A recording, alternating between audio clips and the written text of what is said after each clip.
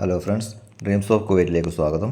Kuwait MOHലേക്ക് വന്നവർക്കും വരുന്നവർക്കും കുവൈറ്റിലുള്ള എല്ലാവർക്കും വളരെ പ്രയോജനപ്പെടുന്ന ഒരു വീഡിയോ ആണ് ഞാനിവിടെ ചെയ്യുന്നത്. ആദ്യമായി എൻ്റെ ചാനൽ ലൈക്ക്, ഷെയർ, സബ്സ്ക്രൈബ് ചെയ്യുക. ഒട്ടുമിക്ക ആൾക്കാർക്കും അറിയാത്തതും ശ്രദ്ധിക്കാത്തതുമായ പാസ്പോർട്ട് റിലേറ്റഡ് ആയിട്ടുള്ള ഒരു സബ്ജക്റ്റാണ് ഞാനിവിടെ പറയുന്നത്. കുവൈറ്റിൽ നമുക്ക് റെസിഡൻസി റിന്യൂ ചെയ്യണമെങ്കിൽ പാസ്പോർട്ട് വാലിഡിറ്റി 2 വർഷം ഉണ്ടായിരിക്കണം. എങ്കിൽ മാത്രമേ റെസിഡൻസി റിന്യൂ ചെയ്യുവാൻ പറ്റുകയുള്ളൂ. മിക്ക ആൾക്കാരും ഇത് ശ്രദ്ധിക്കാറില്ല. ചില ആൾക്കാർ റെസിഡൻസി റിന്യൂവിന് കൊടുക്കുമ്പോഴായിരിക്കും പാസ്പോർട്ടിൽ വാലിഡിറ്റി ഇല്ലെന്നറിയുന്നത്. അതുകൊണ്ട് ഇടയ്ക്കൊക്കെ പാസ്പോർട്ട് ഒന്ന് ചെക്ക് ചെയ്യുന്നത് നല്ലതായിരിക്കും.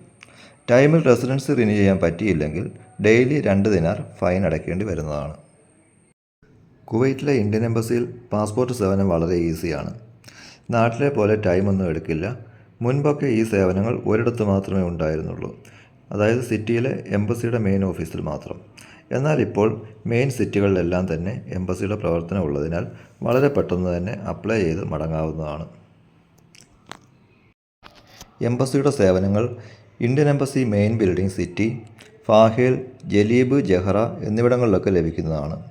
ജോലി ചെയ്യുന്നവർക്ക് ബുദ്ധിമുട്ടുണ്ടാകാത്ത രീതിയിൽ അവധി ദിവസങ്ങളിലും ഈവനിങ്ങിലും പ്രവർത്തനം ഉള്ളതാണ്.